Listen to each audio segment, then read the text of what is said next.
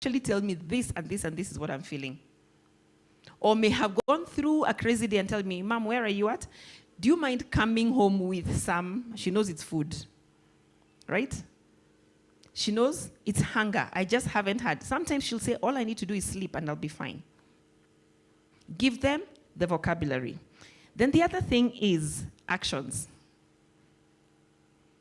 If you don't want them, how do I put this? The actions that our teens have ended up getting into have become more internal than external. And that's why we'll go to the substance abuse and things like that. They have become more internal than external. We are hearing a lot of self-harm happening with the young from as early as 7, 8 years old, right?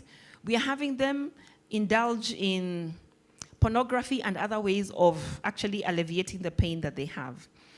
When we give them activities that will lift their mood, they know the action to take when the mood goes crazy. So I'm not here to tell you this is how to undo your children's moods, because it could be biological. I don't know what's going on in their schools. They could be struggling with any one of many things. But are you able to give them the tools, the skills, and the environment to navigate what's happening with them? That's one of the things you do. So start activities. Many, many activities that can alleviate that. Some of us, I think when we grow up, we are told, go for a run. I think men do that more than women. Women have this thing of cleaning their houses, And you just see them cleaning and sweeping everybody out of the way as though, and that time, it's not that the house is dirty. They're just annoyed, right? Those are some activities. There's one time people came to a party in my house, and I got so annoyed with one of the guests, I started clearing the glasses. Whether there's a drink or not, I just started clearing the glasses. Then my hubby started running after me with fresh glasses for everybody, so that he can catch up on the other side to ask, what is, right? So women have their own way of managing this. But are you able to teach your children or expose them to activities that are actually going to alleviate or soothe the moods that they're going through? That's how to create a proper emotional climate in your home. Because here's the thing, whether you like it or not, if you send them to a space by force, time out, understand that the thoughts they're going to go in there with will be negative. That's where the things like rejection come in. When you insult them and you're upset with them about something and you're calling them you're a good for nothing, etc., that's where they're going to continue feeling those things. So this emotional climate can be positive or negative, right? Okay, then we go to substance use and abuse, or substance use and addiction. I want to say something a bit controversial here. Use is not abuse. It's a way of communicating. When your child takes the first puff of something, they're not an addict. They're not a druggie. Don't beat the demons out of them, right? Figure out what they're saying. Because many times, what we end up doing is we see and hear that they're about to get into a world of drug addiction. They're about to get into a place where they're going to be wasted like God knows who else. That's not what it is. They're probably telling you a few things about themselves. So when I'm asking what are they actually saying, if you're not having a relationship with your teen, you won't understand.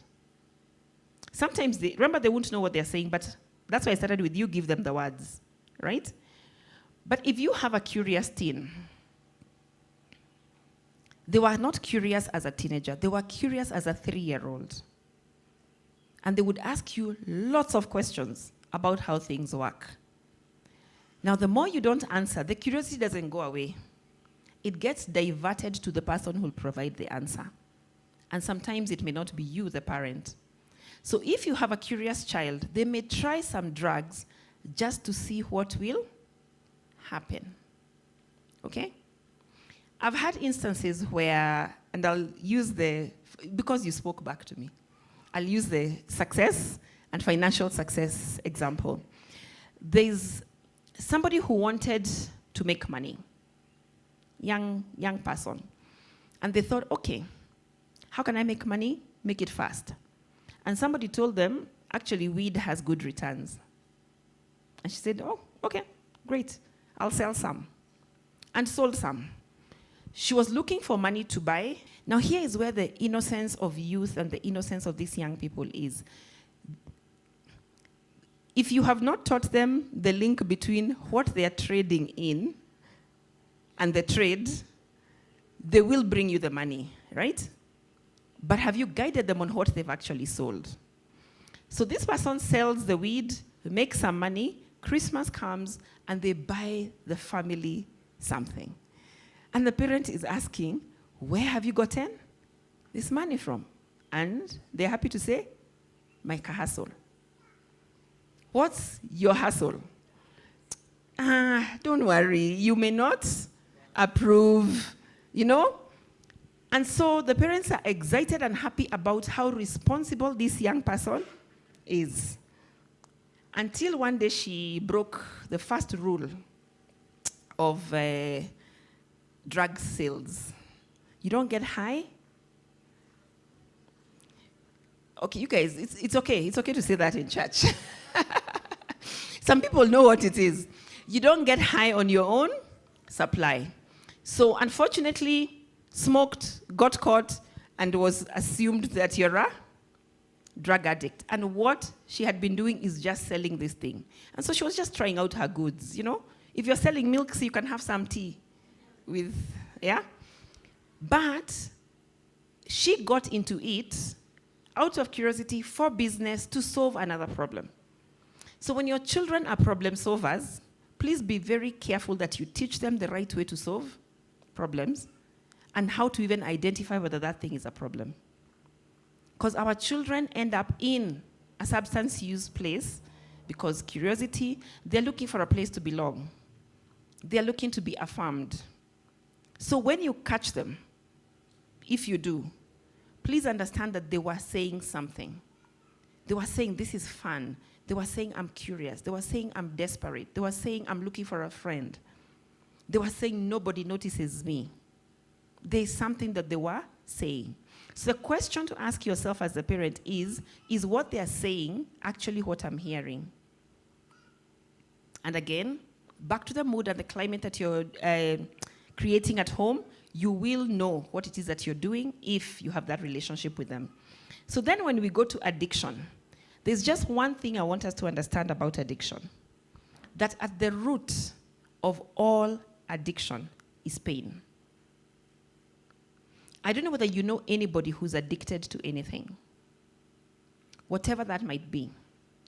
And because I'm in church, I will say, including religion. When we look at addicts, when we think of addiction as the thing, we're going to see somebody, wasting their life and just becoming something else. But there's an addiction that is actually praised. And they're called SAHAs, S-A-H-A. They're socially approved and honored addictions.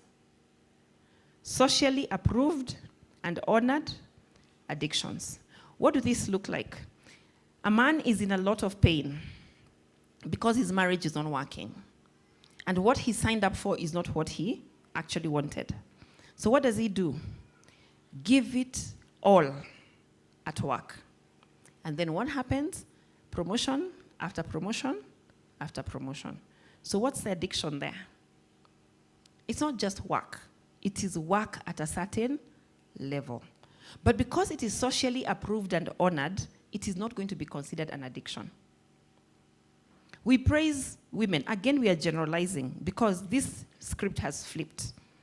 We have women sitting on boards, women becoming CEOs, women, climbing up that ladder. Again, running away from pain. Then we have people who serve in church. And then they're making the rest of us feel like, God didn't give me time. How do you get all the time? They're addicted and they're running away. Okay, not everybody. There are some who really are. Right? However, you need to be very, very careful that your addiction is not something that because it is accepted, you're ignoring the pain. And when we look inside ourselves and then look at our teens won't sign up for churches necessarily. Our teens won't get the promotion, but some of them will be number one, by the way, and get multiple A's. As a counseling psychologist, I get to see people who have excelled in life and they didn't even want to read. But the only way to avoid the mess going on at home was to get A's. Because when you get A's, you get ignored. And that's not even a good thing. Right? You're put on this pedestal. Everybody else is told, look, you need to be like so-and-so, but nobody asks you how you're feeling. And you just go for the A's, because then it keeps you away from the pain. At the root of all addiction is pain. So that's what I'd say when it comes to our children and managing drug use and abuse. Understand that when they're using, they're saying something. So go back to relationship, go back to connecting with them. Then the other thing to look at is technology. I want to spend a bit of time on the technology because it's one of the things that has really taken over everything and including brought the drugs to your doorstep. Sorry to say, and this one I normally apologize to young people as I'm saying this publicly, is that church is also one of the places where they're trading, where they get their supply. Because parents have decided that church is a safe place. It's supposed to be a safe place. But the aggressive marketers have also discovered that you go where your market is. And so there's lots of drugs being exchanged in church settings, whether we like it or not. And social media is what has made it very easy to do. Because all we have to do is just get online, make the order, DM, delete the thing, and we're good. It's delivered, yeah? There's some M-Pesa, because auntie so-and-so gave them something. Remember, they got the A. So for every A they get in every subject, their shosho gives them 5,000. There's young people who are richer than some of us right now. And I think you know some of them. So anyway, what are the main issues with technology when it comes to our current situation? The first thing is access. Access. They have access from a very, very early age. So I'm with a young lady today. I think she's just stepped out a bit. And we have an interesting relationship. She's one of my daughters. I've got many young daughters. But I remember one time when she was about, I think it was 17, she was in trouble with her parents and her phone was taken away. Right? Now, when the phone was taken away, her life didn't miss even a bit. Right? She had enough of a network to make sure that her streaks are active, for those who understand what streaks are, right? She went to church religiously, because in church she can use somebody else's phone, right? And so she managed, and had been grounded, and the phone had been taken away, I think, for 3.5 months or something like that. No, it was 7 months. Yeah, it was actually 7 months because it was the crime, each crime was taking 2 months, but then there was half a crime. So there was like 3.5 crimes that she had committed, so yeah. And so for 7 months, she didn't have her phone, but for 7 months, she didn't skip a bit. Why? She found a way to access the technology. So every time you try to think that you're taking the phone away from your child, all you do is really just transfer things. Some of them have removed the SIM card for those who have SIM cards. Some of them know that once you have done it, you feel very good about yourself, but you don't check. So they have a way of getting the phone, they go do their thing, and then they bring it back. Others have learned. See, COVID brought laptops home. All those apps are open on their laptops. Right? So you keep the phone. We'll be busy getting on with our life. How much access do they have to the gadget? But then here is the darker side of access. What do they have access to? Forget about the gadget. What do they have access to through the gadget? That's how they're getting into very dark places. Because right now, if a teenager tries to Google how to alleviate any sort of pain, how to deal with problems at home, they're highly likely going to get something telling them to cut themselves, to experiment sexually, to experiment with some substance, right? It's going to, there's no holistic information that's there for them. However, like some of the sites I really like, I do not like quoting them, but I can quote what they do. are the sites that are pushing for alternative sexuality for our kids. Because the one thing that they have learned to do is package acceptance. They have packaged acceptance affirmation so well that they will never say anything. You will not see something negative because they're bringing somebody in. They're trying to bring them into the fold. So when your teen is looking for that, they will land in places that you will not have any control over. Why? What they have access to. The other thing is duration. How much time are they actually spending on technology? And then even with this duration, what are they doing, which is the content? So sometimes we will refuse them to spend time online, and yet they're doing something very noble. They're making money, they're writing books, they're doing all sorts of wholesome things. But if you're not having a conversation about duration and content, then you're shortchanging your teen. And it's not because they don't like you to talk to them. It is when you go at them as though you're accusing them of doing something wrong, as opposed to getting in to understand what they're doing, that the conflict happens. So get in there and ask. But here's the thing to think about. As you're thinking of the content and things like that, you need to think about how your child actually learns. If you understand how they learn, then you will understand whatever they're doing is influencing their actions. Children learn, preteens, teenagers, grown-ups. When we are being told to hang around with mentors who are older than us, this is the environment we are trying to create. A place where we can observe what's being done. A place where we can identify with a person. A place where we can find somebody to imitate. And then a community that will reinforce that behavior.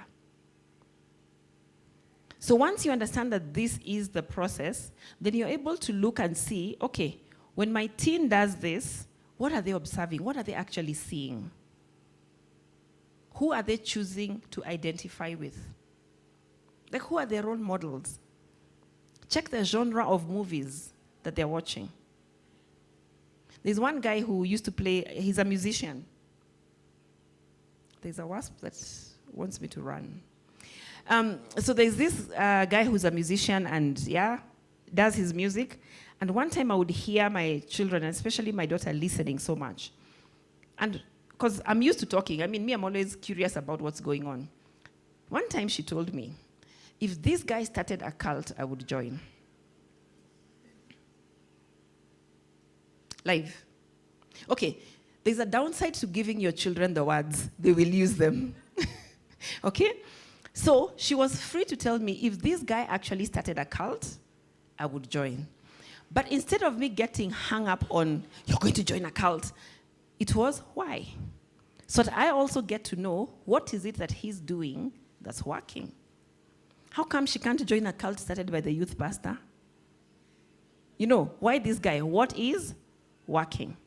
Have that conversation so that you can see what it is that's going on. We have all heard that social media reinforcement are the likes, the loves, all those things that follows. So I won't belabor that, but understand that that is one of the things they've gotten right. But then, so that is how they're learning. But then how do they then get the behavior? Because we'll have 10 teenagers exposed to the same thing, but then behavior is different, right? So when you're asking that question, here is how behavior forms. Basically, behavior forms first and foremost from internalization. You see those things that they have learned, it has been reinforced, etc. One teen will say, I think that's really me. Let me see whether I fit into this identity. So preteen into teens is where the identity formation is happening. That's where they're coming to church and figuring out, is church even a thing to do, or is it something for my parents? When a teen internalizes something positive, you're way on your way to winning. And that's where their esteem is healthy enough. Not high, not low, it's healthy. Right? Meaning when they have a bad day, they're able to actually deal with it. So when they internalize something, the other thing that happens is they rehearse. Before repetition, there's rehearsal. And so you'll find a period in which your teens are trying out things. Right? And you're thinking, but last week you said this is what you want. And then now today, can't you have msimamo? We like telling them to have. They're just in their rehearsal phase. Msimamo happens after 25. This teen, preteen time is a place for rehearsing different things. So encourage them to try and then share the feedback with you. That's going to be one of the journeys that you can use. So the more they rehearse, so that builds repetition, and then repetition now becomes the behavior.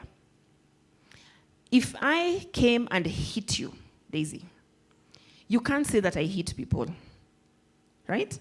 The only true thing is I have hit Daisy.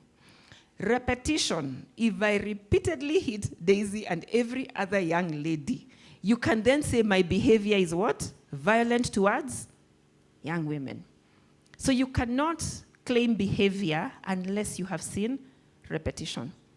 So to influence behavior, influence what they're rehearsing and repeating. Rehearsal is not the problem.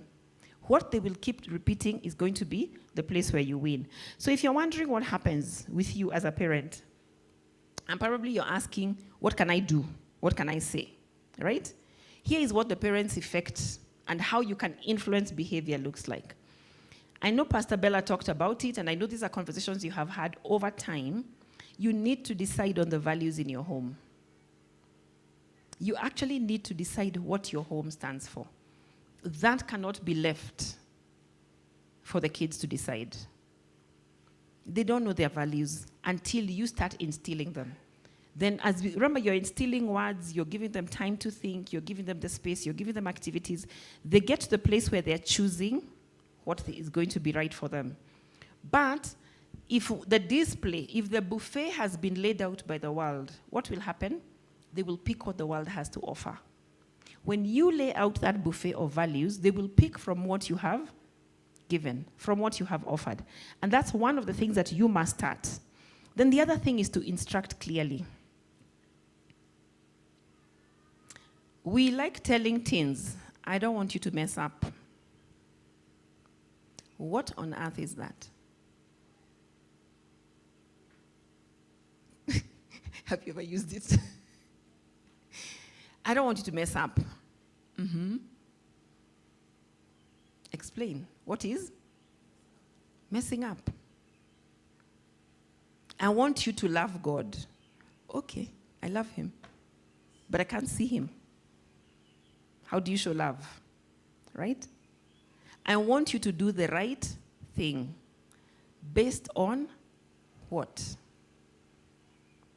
So, is it right to hit another kid? Is it right to hit another kid? No, it's not. Right? So, you bring up your son. Let's use the boy. They're not supposed to hit anybody. Okay? Don't hit. Don't hit. Don't hit. All right, then he goes into high school and gets another uppercut, and he can't hit somebody. Is that a good thing or a bad thing? Men, you can answer and turn your back like this to your woman, and you know. Sometimes men need to be taught to fight back.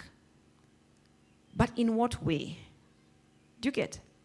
It's the methodology is a problem, and that's where the clarity, when you're instructing, that's where the clarity comes in. Instruct very clearly. Let it be very clear what it is that you're looking for. Then you teach them decision making. Honestly, you will not be there when they need to make the key decisions in their lives. You will not be there. I promise you. There was that quotation you were saying that some parents mess up their children. Too many parents make life hard for their children by trying too zealously to make it easy for them.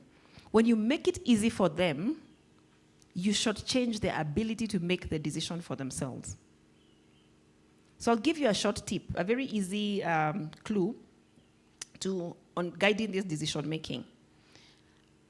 I call that formula, again, it's something that worked with my children, D.E.E.P. All right? D.E.E.P. D stands for decision. Every time your child needs to decide something, it's okay. They're in that place where a decision needs to be made. A stands for action. The action they take is the one that now takes the vehicle in whichever journey they have chosen. The consequences are not necessarily things that they have a control over. Consequences, they do not have control over. So, when you're teaching decision making, you must have a conversation on consequences. So, what does it look like for a 2-year-old? Let me just go back a little bit. A 2-year-old, you give them food, they don't want to eat, and they want to spit it out. So what's the decision at that point in time? Do I swallow, do I? Do I swallow, do I spit? Right? Action can be out or in, depending, right? What will be the consequence? Now let's move that up to the preteens that we are talking about today. What are the consequences for them not doing their homework? Is it you hurry or you get late when you're taking them to school because they didn't finish their homework and you're going to look bad? Here's a trick that I used to use, because once you have had the conversation, you've instructed clearly, you have done those things, then you can try some of this. My children, like all other children, got to a point where they do not want to do their homework, right? Then the schools had this thing of signing diaries and signing homework.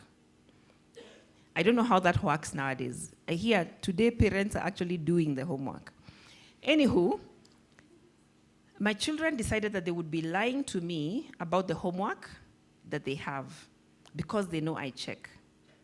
And so they would do the work up to a certain point, then they write what they have done in the diary. And so if I look at the diary and I look at the book, it looks like they have finished their work, right? So I said, great. I would sign right under what they have done. That's where my signature would be. So that if the plan had been to go and finish the remaining 5 sentences or psalms, they can only do it after my signature. Boys will be boys. Do you know what they did? They decided they're going to tell a lie to the teacher also. And so one time I caught one of them having practiced my signature. So that what he could do was, see, I have signed, cancel, and then sign after they have done their work, and they come and say, oh, no, my mom thought that, right? So please note, as you're teaching them decision making, please be part of that line of influence of the decision. If you're not talking to their teachers, for instance, if you're not talking to their pastors, if you're not meeting their friends, you will not get to know how you're being played when it comes to decisions. You will not get to know how your child is working your decision, right? So as you're teaching, you're instructing clearly, you're teaching decision making. The next thing to do is agree on consequences. Stories from my teens. Guys, if I have survived, imagine everybody can, right? One time, another child decides he's going to misbehave, and the consequence was, I will be the one taking him to school. You know, boys like going to school with other boys. They don't want to be dropped by their mother, right? I'm likely going to pray before we leave the car, you know, all those things. And so he didn't want those things to happen. But he did something, and the consequence was, I'm the one who's going to drop him for the term. So pull him off the school bus. Now, here's the thing. We had already agreed on the consequence. By the way, let me tell you something. When you have agreed on consequences, discipline is such an easy thing. Because it's not about they have made you angry. It's about they have done the wrong thing. They have picked the wrong action. So you actually discipline without emotions. So anyway, we agreed on the consequence. That was the consequence, and here we are. He got into the car. I don't know about your children, but mine don't apologize naturally. I mean, like sorry is like a tooth extraction, right? And so he gets into the car and no sorry. So first it's grumpy. Complains about things. Okay. Finishes complaining and realizes this woman is not budging. Starts negotiating. And this is how the negotiation was. Mom, it's costing you a lot to keep picking me up. You're wasting time that you could be with your clients. Because you see now I have to close my work. right? I have to close business to go pick him up. It's costing me also to enforce those consequences. And he knows. So started negotiating. Negotiated, not moving. Because I said, I had this, let me talk about instructing clearly. I had this clear instruction that the reason why I'm doing this is because this is who I expect you to be when you're older. So when he was negotiating and he's telling me it's costing me, I told him it is cheaper than dealing with you as a 33-year-old in my house. So that we both know the direction I am going. As a parent, I'm raising you to be a wholesome adult. And if it's going to cost me now, great. I don't want it costing me later. It was very, very clear for me why I'm disciplining the way I'm disciplining. So he finished with the negotiation, and then he got to the place where all Kenyans reach. Si basi sorry. Like, that's what you've been waiting for. Si sorry, eh? Guess what? The consequence was, for the rest of the term, you're going to be in my car. Because when you grow up as a young man, I expect you to respect people's property. So I'm still calling out the thing that I desire to see. So when you're writing your expectations, that's why I say just write a few. When you're writing your expectations, understand that God has a sense of humor, and you're going to get opportunity to see whether you're teaching the thing that you need to teach, or whether they're learning the thing that you need to teach. So agree on the consequences, and then enforce the consequences. But here is the trick. Consistency is what will tip the balance. Can you see the graphic that we have there? You will teach them values. You will give them instructions. You will do all those things. They know how to manage decisions and consequences. If you are not consistent, you will never tip the balance to the right direction. So that's where you're going to win as a parent. I feel so sad when parents come and say, I'm tired. I'm tired. Look, I keep saying and they don't. I keep telling them to make their bed. I keep telling them to put their clothes in the hamper or wherever it is, right? Hello? How long does Instagram take to tell them to neaten their bedroom? All they need is a challenge, and they need to take a picture, and they post it, and guess what? The room will be clean. Showering for boys. Imagine their girlfriends coming. Just somewhere down the line, there'll be a girlfriend who makes him shower 3 times a day, get cologne, smell right? Shave what needs shaving. Okay.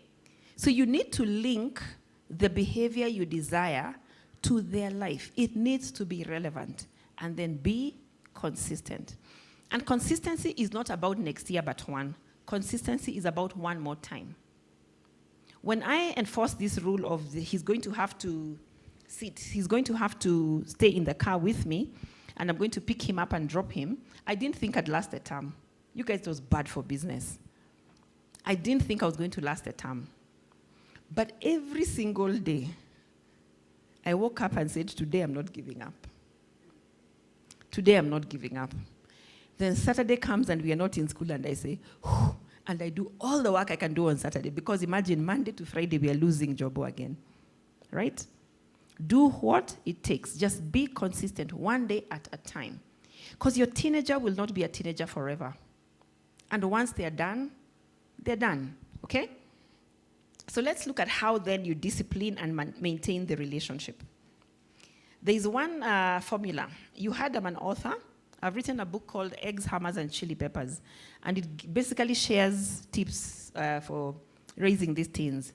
But there's something I got from Focus on the Family that looks at the difference between punishment and discipline, which I really, really like. I'm hoping that these slides would be shared, so they can be a bit more visible for the people later. But when it comes to the purpose of punishment, you actually are trying to inflict penalty for the offense.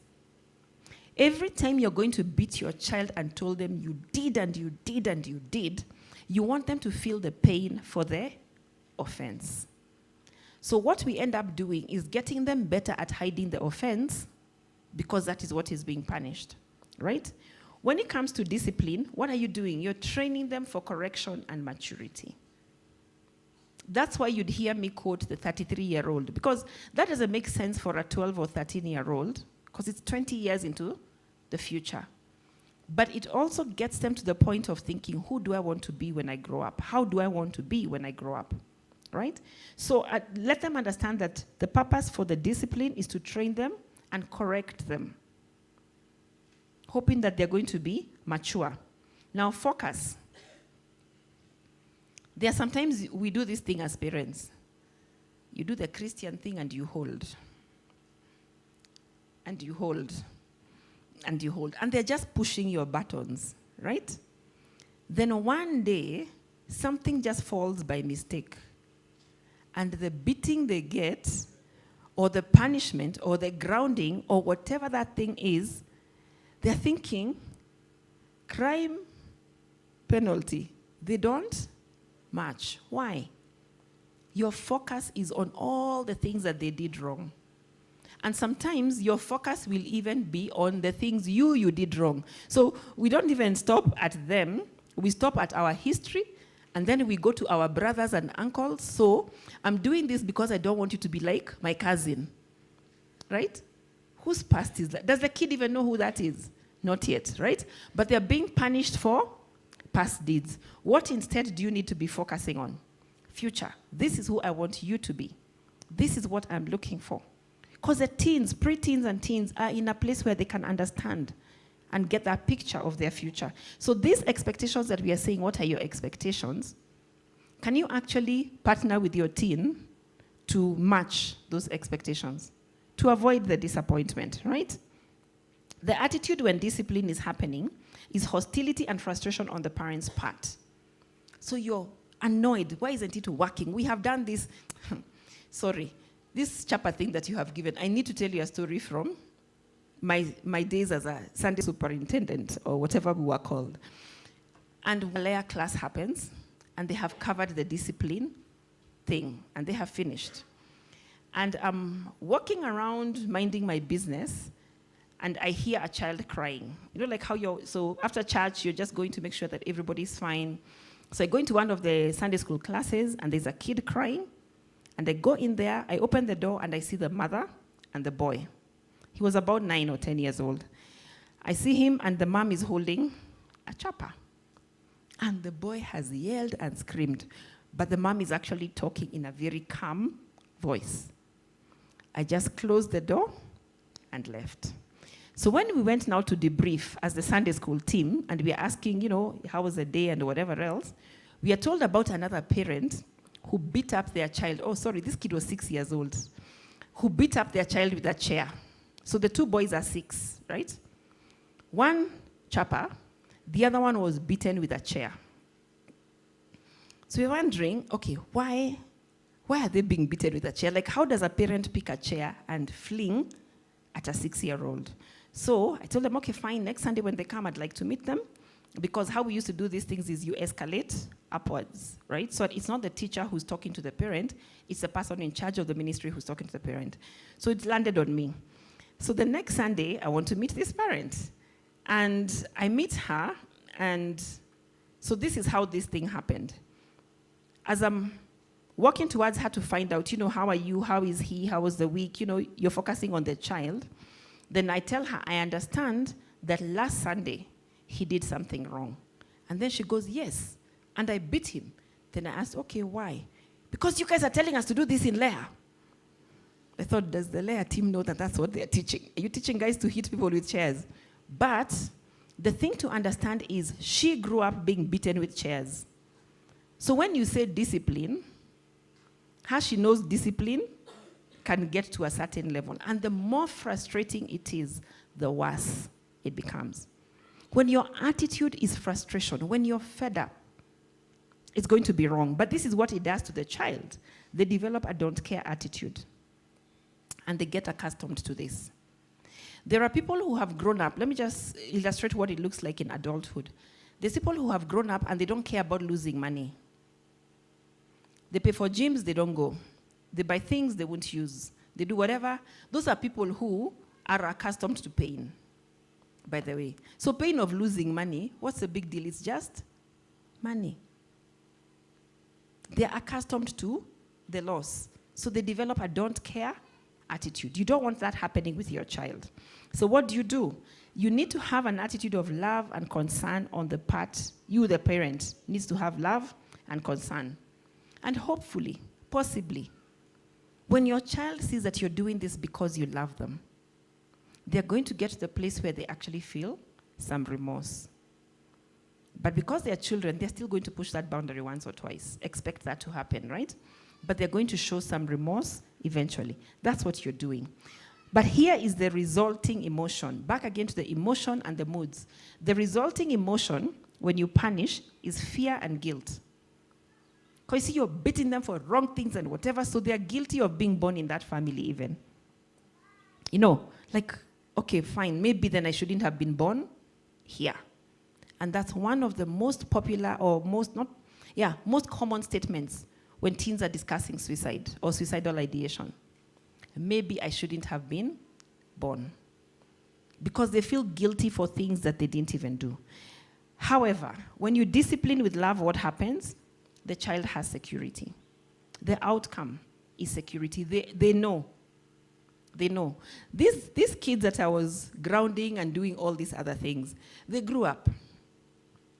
My firstborn is over 28 years old.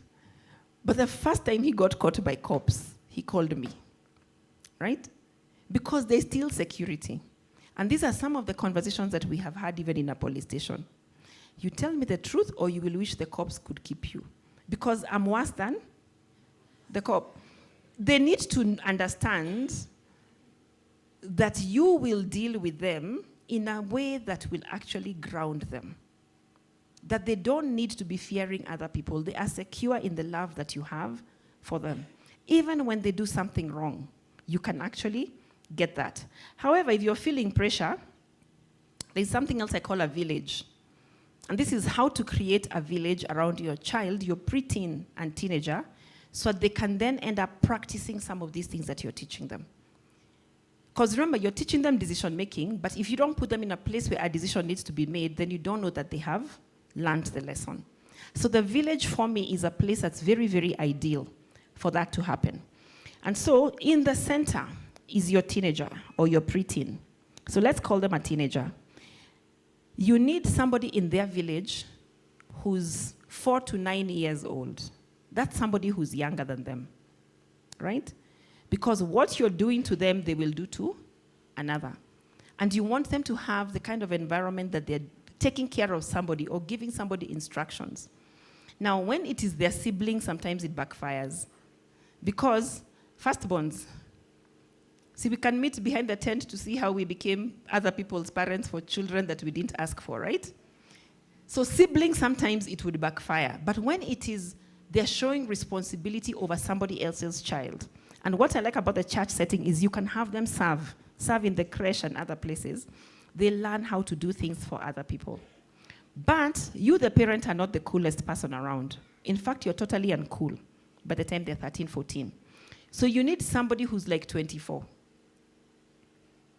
Right? So I'm assuming I'm just going to play with the 10. 14-year-old will need a 24-year-old who gets them, who still speaks some slang that they're speaking, who can still dress a certain way, you know? Yeah? So they can feel like they belong. They can get affirmed. Then they need somebody who's like 34. Now, 34 is not so old, so is still young enough to be cool, but mature enough to be when I grow up, right? So have that person in their village. Then you're the parent at 44, at about 44. And again, I'm giving that whole 30-year gap, just to make the numbers easy to remember. So you're the one who's like 40. 44, somewhere thereabouts. What's your job? You are the parent. Remember I said you had an effect on their behavior. Please never ever cede that position to anybody. You do have responsibility. So you're the parent, you will do that. And then they need old people who are older than even you, the parent. Why? You know, the whole wisdom thing, old people are cool. And they're funny as they're being cool. So if you have an older person telling your teenager something, they will probably say it in the wrong accent. They will probably give a most irrelevant example, but the value will be the same. And so as they are laughing and thinking, even Shosho does this, even Goka does this or whatever, or Gogo, what will happen is they will still absorb the information that you're sharing. So have older people in their village. And this is how your teenager ends up living with community that gets them in such places. Now for me, the 24 and the 34-year-old are the ones I call my social media partners. I didn't have the time, energy to just follow what's going on.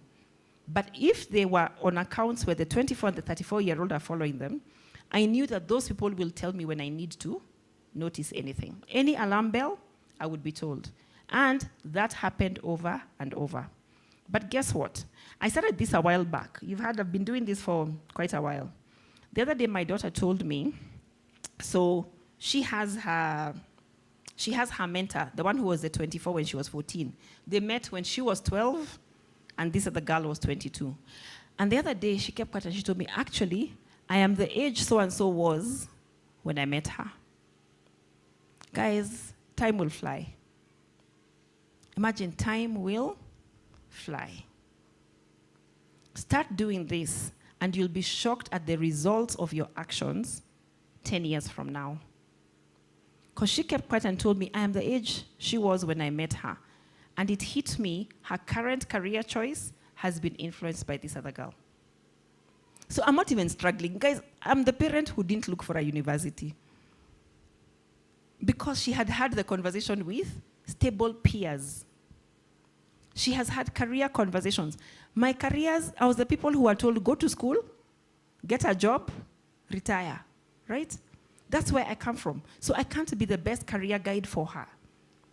But who she is right now was because of the village. If you can build a village around your children, it will really, really help. So, to close, I want to move us from being the archer and make God the archer.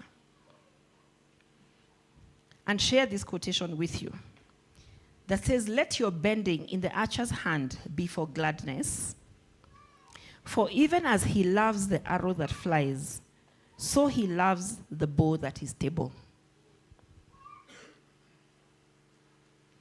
God wants that arrow to fly, but he also needs a very stable bow for the arrow to go the way it's supposed to go without doing those many corners, right?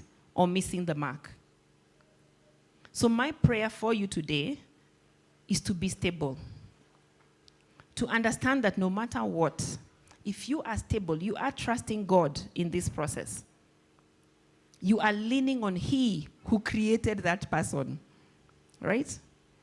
And going back to Him for question. Going back to Him to ask, what can I do? You will be stable enough to shoot this arrow where it needs to be. One time there was a flight that happened, fell, a plane that crashed, and all the adults died, and a bunch of children were left. It was in the news, right? Youngest was about 1, the oldest was a teenager. And they stayed, I don't know how many days, maybe about 40 days in the wilderness, somewhere in the Amazon, without being discovered. None of the kids died. You know, they survived, right? And when we were discussing that thing with my dad, he told me something that hit home really well. And he says, God does not need parents. Sorry for ending on that note, right? Understand, you're actually doing the thing that God put you on earth to do on His behalf. On His behalf. A good archer will put a bow aside and pick a stable one when this other one is being shaky. And that's why, again, an invitation for us to be the adult in another teenager's life that will be stable. If you're a teacher, if you're interacting with young people in any way, it doesn't have to be your child. Be that stable bow from where the arrow can actually fly. So while I'm saying that you're not needed as a parent, take that job with the honor and dignity it deserves. And it will be a flyover, a walkover, actually, managing our children. All right? So asanteni, I just want to share some resources that we have. I run an organization called Retro Group, and so we've written some books that would help on this journey, and they'll be available somewhere at the back. I think Daisy will guide us here. So thank you very much. You will make it. You will thrive. You will soar, and your teens will hit the mark. Sawa sawa? God bless you.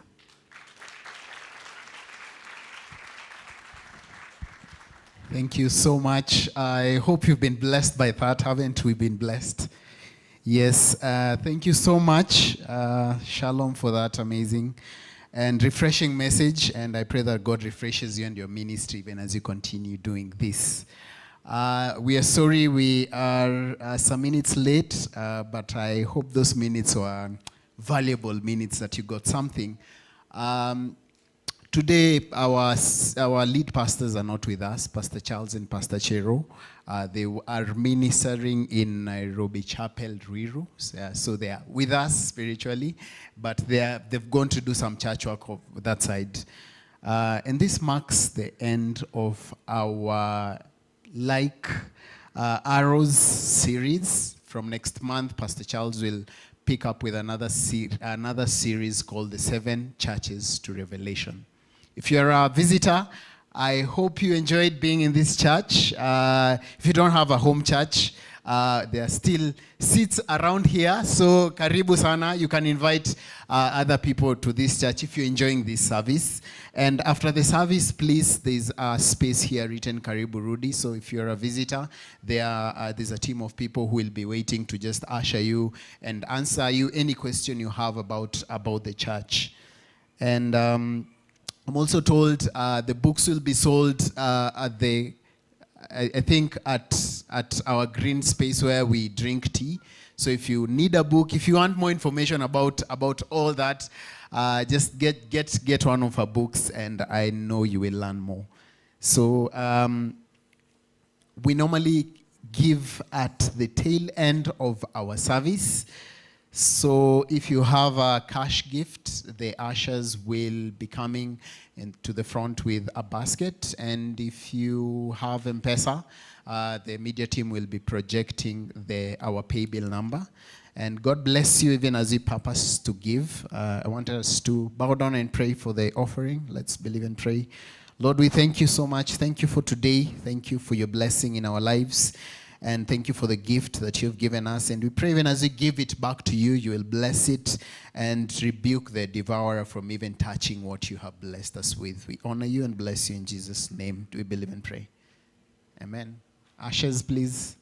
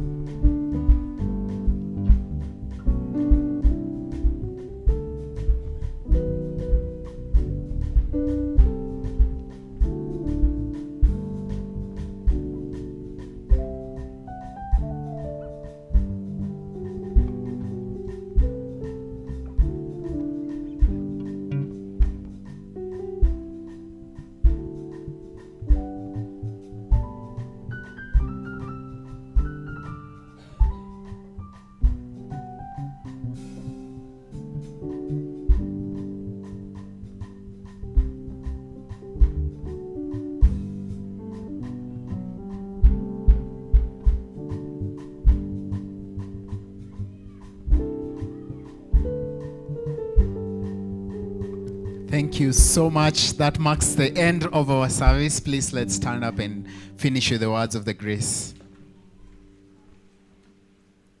Yes, and you can share this with your neighbor. May the grace of our Lord Jesus Christ and the love of God and the fellowship of the Holy Spirit be with us now and forevermore. Amen. Thank you so much. See you tomorrow for the prayer and fasting.